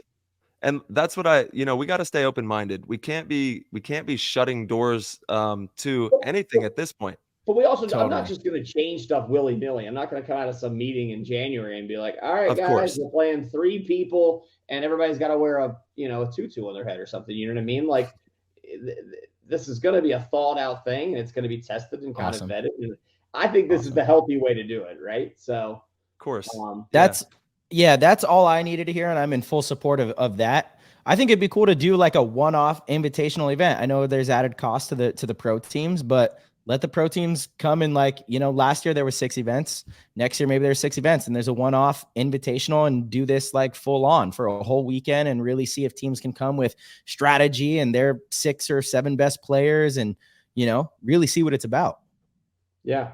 Yeah. Maybe we have 2 circuits at some point in time, right? One playing this, one playing that. Totally. You got no. So Would the bunker that you have to get to change every event, or would it always be in the snake, or would that be like the quote unquote advantage bunker? Shout out to Carl Markowski. But so my core plan is, so one of the key things about it is it can't be like a place where you get shot getting it. Does that make sense? So the old center flag we used to do, and you talk about the UWL, right? We don't want refs to be deciding who gets it. And so what happens invariably, if it's not a solid wall that you get to, the guy hits the buzzer and he falls down and everybody shoots him and everybody screams he was shot before he got there. And he says, I didn't get shot till afterwards. And then the ref ends up deciding whether that thing is that way. This, you have to be clean to hit the buzzer and you're at a place that's safe. So that could be, so one of the impact guys gave me a neat idea. It was, let's rotate it through the 3 points. So first time it's in the snake, second time it's in the middle, third time it's on the Dorito side. So that's pretty neat. Seems right? so confusing for viewers. We're talking about not confusing the viewers. That's Jason Chosen's argument. It's pretty simple. That bunker should be also a different color. Like that would be an opportunity for each layout to where like that bunker is the yellow spot insurance bunker. That's rotating them through is not a great idea. Those impact guys are crazy. Just saying they had a unique idea. It is, but for my thing, I like it in the snake, right? Because it's also something it's not a dangerous thing and it's not easy to protect. So if Mouse gets in the snake and goes down there and hits the thing, Tyler's going to come bayonet him, right? It's not easy to cross that up and stop people from getting to it. What happens if you're both on the other side of it at the end of time? It's whichever color that thing is. So you have to hit. There is a positive situation there. You either have to hit a button or pull a flag or whatever, and so it's going to be scored one way or another. So let's picture it's a button, right? So you could sit on the other side of it with another player and just like play the button game with them. You could, but someone's going to go put one in your neck when you do that, right? So if I'm in there and I hit it, and now it's my color, right? And then you get in the other side and you hit it and turn it my color. I'm going to run around and shoot you. Of course. What about shooting the button? I know you're, What about shooting the button? How many times is that going to happen? Well, that's why I don't like the button. I like a flag. Okay. Yeah. I like a flag. Yeah. Yeah. So I'm just using the button because that's what we use now, right? Mm-hmm. Okay. And you wouldn't shoot the button on your own side. Yeah. Right? Well, yeah. Wouldn't that mean that you're You're in the Yeah, bunker. you would actually. Yeah, I mean, I'm gonna put it like, yeah, I guess you're gonna shoot it so it switches your color. Yeah, we wouldn't allow that. That would be some system to stop that. Dude, look at Marcelo. He's ready. Yeah, Yeah. Shoot the button. shoot the button. Hey, they always call me the buzzer protector. This will take Buzzer blaster. my job to new levels, dude. Yeah. Well, that's why I like the snake side. It's hard to stop someone from getting to the 50 if they want to, right? Mm-hmm. Yeah. Well, it sounds like it's going to be a lot of fun for us all to test out, check out at World Cup. It'll add another fun buzz to the tournament, you know, and at the end of the day, that's what this is all about. We want to make things exciting for the league, for anybody who's going out to these events to watch us play and have fun, you know. At the end of the day, we're playing paintball, and we are trying to obviously win tournaments and put on an entertaining show for everyone that watches too. So here's a question for you. I'll throw one back. So Yes. do you think, let's just say it was 20 teams playing this tournament. Do you think that a top 4 team will win it, or do you think it's going to get an upset by like a bottom 4 team or a bottom 8 team, let's say? Well, Oh yeah, I think anything could happen. The strategy is so different in it. Again, I mentioned this to you on the phone earlier, Tom, but we do a drill kind of like this. It's kind of like the attack the 50 drill, where you have to live for 15 seconds. You get to the 50 snake and you have to live for 15 seconds. And I imagine when I'm watching it, it's great because we can, you know, there's a lot that you can dissect about positions and if you're doing what you're supposed to be doing, yada, yada, yada. But when you know what bunker people have to get to and are going to try to get to win the point, to win the game, it's so easy to set up and make sure that it doesn't happen. And you kind of run into a stalemate kind of situation. The only caveat there is the other way, right? It's not you're protecting one thing. You have to score. Yeah, I was going to say the caveat is in this, you know, the other side is open. So a move could be made over there. But at the same time, it's like when you put a focal point like that, it becomes, to me, the only word that I could come up with is gimmicky. It just takes so much away from just pure paintball and trying to come up with good strategy over a match. And it takes away from coaching and it takes away from play calling, which I think is the most beautiful part of the game, play calling. When you only have 3 points and it's geared around this 50 thing, it's like it really takes a lot of it out of it. You're going to find something that is like most efficient and try to execute that. You're not going to really splash as much. And in a match right now, the way we have it, but again, we already went over it. It's not one or the other. I'm just still making my case as to why I like what we already have over this, you know? So, and I don't think the play calling is as different as you think it is, right? You guys, by the time we get to Sunday, you guys should play in the pocket, waiting for someone to make a mistake. It's tons of fun to watch. No, that's what Damage has done. That's not what Dynasty's done on our run. Not even close. Okay. Yeah, I will say you guys mix it up a little bit, but yes, there's a lot of pocket getting played. Heat as well. Heat absolutely doesn't play slow.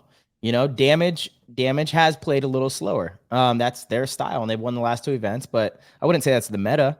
I think games have been very exciting. Do we have Discord questions before I get out of here? We do. Yes, we do. We do. One last thing again, because you did kind of just now you touched on the game being played slow on Sunday, so I can tell you don't love that. 2 points. If the point is scored under 24 seconds, it's brilliant. It's so easy to implement. It's so easy to implement. Doesn't change the game a ton. My goodness. Imagine how exciting. Like, just do it. Just do it. Just do it. Let's test that. Let's test that. I like the idea. Let's see what the rest of your brethren think when we start tossing that around. So I did post that in the Discord loves it. They think it's the greatest idea of all time. Your Discord, the people that already like you. Yeah. Mine and Tyler's supporters. Hey Tom, they hate me. Just so you know, every chance they get, they are ripping me apart. All they do in the Discord, they don't like me. There's a whole fantasy football shenanigan thing in there. We're not even gonna get into it, but Tyler is the fan favorite. Tyler's the fan favorite in there. I wake up. I wake up every morning and they all choose violence against me. It's crazy. I just screenshot Tyler from some video I just happened to see. He looked like he's like 9. Oh, what? I was on YouTube doing like my YouTube creeping on paintball stuff, and somehow I found a picture of you from like way back in the day. We've been going at it, Tom. We've been on the journey, and you know, super Yeah. excited for. I can't even begin to say how excited I am for paintball in this modern day and age because we got big meetings going on. The game is extremely exciting, and we're having fun with it. So we're going to have Absolutely. 12 women's X-ball teams playing at World Cup. 12. Yes, there we go. Awesome. That's outstanding. I mean, that's badass. Yeah, because you have. That's- Is there 2 from WNX or from Europe coming over, or 4? There's 3 coming from Europe and 1 coming from Latin America. Got it. Beautiful. That's perfect. Awesome. That I'll tell you what, it was fun watching those ladies over in Europe too. It really was. Yeah. Like the WNXL is huge. That was a huge step in the right direction. Again, another move that, had a lot of negative feedback, but people just don't understand that these moves are in the right direction, and it's like absolutely, it's unquestionable. So, awesome job with that, certainly. Yeah, and all right, just so Tom, you know, Tom, the Discord people already know about your Las Vegas summit, so you might as well just break the news. It's true. That's true. Yeah, they're already talking about it. That's what we haven't talked about is the award show. Yeah. We're doing Let's talk about it. award show. Yes, sir. We'll keep hit us with it. Yeah. No, there's gonna be a badass. I mean, it's gonna be an epic award show. Sunday night, it's gonna be like Grammy style. Players party, best move of the year, team of the year, player of the year, best podcast of the year or YouTube channel. Let's go. Best scenario player of the year. We'll have some stuff. I think it's gonna come down to you versus Ryan Greenspan show or whatever that show's called over there. Yeah, we'll see. They're doing a good job. They're doing a fantastic job over there. So we're going to have to work hard and just stay at it. And hopefully the viewers will show out for Major League Paintball. Make sure to go and subscribe for Major League Paintball on YouTube. This was a huge part of it. Let's go. I'll give you an update tomorrow. Perfect. Well, again, it's going to go live in the morning. So tomorrow night is probably a good time to check the metrics. And I'm going to check too. As soon as we close this, I'm going to see how many followers you guys have. We'll see. And I might post in the Discord, so maybe we'll see an uptick tonight.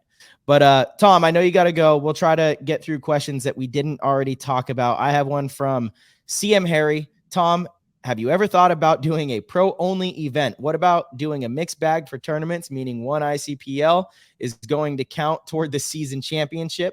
And how do you feel the Boy Scouts event went? So he kind of had a few different questions in there. So I would love to do a pro-only tournament. Logistically, it's a challenge, but we are currently working on a deal in Vegas, maybe to have an exhibition on the Vegas Strip as a pro-only tournament. So that is interesting, but it's scary, and it'd be interesting to see, and we need to do a survey like at one of the regular events to see why the people are buying the tickets. But a lot of the people that are spectating on the pro event are also playing in the event. So I don't know how many people would actually come out to watch the pros if there wasn't a paintball event going on to tie it into. And then the vendor show obviously would be small because there would only be the 24 pros or 20 pros, however many we have. Sure. I see. I think that you like pro only, you could really, really focus on the show. Forget the people that come and show up in person there, just focus on the show. It is kind of a pro only. I mean, like right now, your little world's a pro only event. I mean, in fact, I don't think you guys remember there's divisional over there sometimes. All right. I'm over there. You're over there. I'm the wrong person. Yeah. The Boy Scout thing was amazing. I think we moved our relationship with the Boy Scouts forward. I think a lot of things were exciting. We were the highest activated thing at the event, is what I was told. So more people went through our stuff than any other thing. We were fast. Awesome. Kids got to shoot the guns, and I met with the upper level people at the Boy Scouts to try and work on some changes that they can make to be more welcoming towards paintball. So I think it was a win for paintball. It was very tiring for us. It was a long. It was 2 weeks long. What? Awesome. Yeah. 2 weeks long. Jeez. Well, nice work, Tommy, on that. And then, okay, I got Papa Sosh PB, who's doing some amazing videos of him shooting a bunch of different guns. He says, I'm building a Spider as a project gun. Shout out to Bad Company, because you guys are the Spider Lords. He's using a 2003 Spider Imagine as the baseline. What 6 Spider upgrades do you recommend? Put an Intimidator inside of it. That was the one. That was the one. That was perfect. So we, the coolest gun we had was we shot the Spider Extra with the center flag electronic frame, and that was pretty good. I like that. Yeah, I remember those ones. Those were good. Back in the day. Awesome. There you go. All right. Mark Paris wants to know, Tom, love seeing the increasing number of outside industry sponsors getting bunkers on the pro field. What efforts are being done to bring in more outside sponsors? And do you have any advice for the community on what we can do to help? Not be shitheads. There we So go. literally, and I'm going to call someone out, right? I don't remember who it was, but so we announced that we picked up that outside beer company, right? And within 2 posts, someone's like, way to pick a shitty brand. Obviously, someone that doesn't know anything about beer made this decision, right? So I obviously private messaged the person and was like, why? Why? Why? Just why? Why? You know what I mean? It's like you work so hard to get something, and it's something that's going to help everybody, right? But invariably, someone has to try and be smarter than the internet, and they always have to bring in their little knowledge, right? I remember one of the first years we announced that a team picked up Under Armour or something, right? Back when that thing was going on. And literally someone's like, you're a joke if it's not Nike or something, right? Like within the first 4 comments, someone always has to try and get their witty little stuff in there. So let's take one for the team. You don't like Coke, don't say Pepsi rules because we picked up a Coke sponsorship, right? It doesn't do anybody service. What they're looking for is some type of positive interaction with our consumer. And if the first thing you throw up there's a negative comment, and then it shuts everybody else down. Right? It stops other people 100%. from saying it because now you're being judged, right? Yep. So solid advice. So we need people to take one for the team and just bite your tongue. And you don't have to be a know-it-all about beer to say, obviously you don't know what you're talking about when you say this microbrew is whatever. You know what I mean? Let's be realistic here. It's your one chance to know something, and you felt like you had to write it up there. Yeah, and it's amazing beer company because they love the sport that you love, obviously. So why don't you hype it up, Yeah, so that's that's my biggest challenge, right? Is people really need to just, and so it's funny because people are always on me, you guys need to grow paintball. You guys aren't doing enough, right? And then we do something and then someone won't even click on it. You know what I mean? They won't like it. Right? How much work is that, right? Do you want to grow it? Now, obviously, you're not going to get credit for it, but like it. Help. Yeah, get in there. Do the clicks. It really is all about the clicks, honestly. Did that answer the question? I don't know. Don't be sure. Yeah. Yep, that answers it. All right, CB2K. He's part of the Microline gang. That is a exclusive chat group in the PTG world that uses old guns that have microlines. So shout out to all of them. I didn't know we got rid of microlines. That's where I'm at. Go ahead. They got the guys. macro. Sorry, macro line, newbies. The micro line. Do you remember that one though? I do. Yeah. I think there was a micro mag. Go ahead. Yep. He asked this last year, but he's going to ask it again. Given we are standardizing the paint shell color, can we also bring back some jersey numbers on the loaders, like the loader numbers? He's wondering about that. That's a great idea. I can't say that we're going to do that, but I will write that down for further discussion. Yeah, the numbers on the loaders are really cool. It does. It really helps for the show. And jerseys should be mandatory that the numbers are white or in contrast of their jersey color. I forgot what team it was at the last event, but they had it's Uprising, black jerseys, black numbers. Like, how are the commentators supposed to say who is who? I think that kind of stuff should absolutely be mandated. I don't know what pushback do you have against that, Tom? It's hard. A lot of the stuff gets hard to enforce, right? So what do we do, right? We say something and then the jerseys don't show up, and then you know what I mean? It's just everything we do has at some point in time, you just got to bite the bullet and say, hey, Houston Heat, I'm sorry your jersey didn't come, but you're not playing the World Cup. Yeah. You know what I mean? I think you just start with making it a rule and see, and if it doesn't happen, you you could play, but next time you can't, like if it's in the rule book, it's at least a start, it's somewhere that, cause it's crazy when the commentators, I'm up there and I know a lot of the players. I'm like, not sure who that one is. They wear someone else's jersey or something. You know what I mean? Oh yeah. That also is pretty crazy for sure. Yeah. All right. Let's see. I had a good one down here. Stangman 510. Tom, I just played this weekend's ICPL event. Do you think that the 10-man airball will be back at future ICPL events? And what is your most enjoyable paintball to watch? Let's get the people with the double ones, and then they get double good ones. So I would love to see more airball. I haven't had a chance to really assess it. It's really a polarizing discussion, right? Some people hate it, some people like it. We are looking to offer classic. One of the ideas for next year is to offer an ICPL format at the NXL events on 10-man airball. That's one of the reasons we tried that at Chicago to see what kind of kickback we got.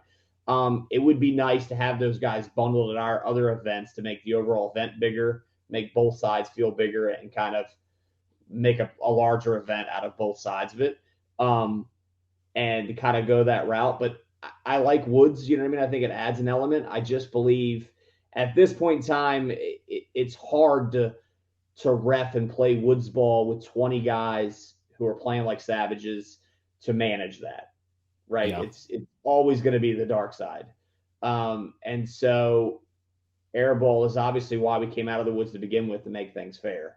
So it's an interesting tidbit. As far as what paintball to watch, I like watching a good woods ball game, and I also like watching a good X-ball match. If I'm playing, I would be playing a woods ball game. Awesome. Yeah. Kicking it old school. Papa Sosh also said company. He wanted to make sure you knew. Yeah, there we go. He's about it. Company. And then Osborne for this thinks that you should reinvigorate the UWL. He's loving that old format that you created back in the day. No one seemed to like the UWL when I was running it. Now everybody keeps loving it. So it's like Call of Duty. It might have been just a little too early, right? It might have been just before it's It was. You were ahead of the time. The format was definitely fun. And then let's see, Inspired Paintball. He's wondering, do you have the dates already lined out for next year's events? And when and how do you determine the venues and dates? I'm sure that's like a huge juggling act for you. It is. It really is a huge juggling act, because one piece kind of revolves around everything else, right? Everything's changing. I go Tuesday to look at a new venue, and that's pretty much the last piece of the puzzle. Cool. So we should have the dates out right after World Cup for next year. Nice. Awesome. Yeah. I think that'll be the earliest we've ever had them out. So, and we decided on a bunch of stuff, right? We look at historical data of like how those events were done, and also the cost of that venue, and also trying to engage all the markets. So obviously this year we know we're going back to Vegas. We're trying to re-engage that West Coast market and make sure, plus Vegas is a cool place to go. We stopped going during the COVID cycle, and we haven't been back since. So yeah, and everybody on the West Coast, show out. Show some love for the NXL. Show up, show support. Come watch the event. Be there. It's going to be a really fun tournament to kick off the 2024 season out there. Yeah, absolutely. All right, Mark Paris is a great question. Tom, sports fans love stats. They help build legends. Has there been any consideration into stat tracking as a league? Points played, win percentage, survival rate, etc. would be cool to have for the NXL. So we have been building that all year. So we have it both for the ICPL and the NXL Pro Division. So let's see if we can't have it out before World Cup. So the plan is to launch the season stats before World Cup, and from how you've done all year, and then have live stats going out of World Cup. Whoa, that's crazy. Amazing. Yeah. And how do you keep... Sorry, go ahead, Marcel. No, all you talk. Yeah. I was just gonna... The only stat we're really keeping is like your win percentage, right? So let's just, if I go out there and I play, and I don't know if we have the survival thing, I'll have to ask that, but we definitely have the win percentage. So we're going to know how many points you played, how often you won, what your value was to the team, and whether your line won more often than other people's lines. We're scoring a point value to every win, and then every win of a point, and then your placing in the overall tournament is another point value. So we're going to rank them all. So that's why we wanted to get the data from the year, right? And then we're going to compile our multiplier to it, however we do it, and see how that goes. That's tremendous. Wow, congrats on that. That's a huge development right there. Thank you. Yeah, that's a lot. I wish we should have had it out before Chicago, but it's a lot of work. So man, we're squeezing the juice out of this orange right now. You know what I mean? It's just too much in here. That's crazy. Yeah, T, that was my last question from the Discord. So if you've got one more, and then we can let old Tommy Boy out of here. I know it's late and he's long past his his time slot. Yeah.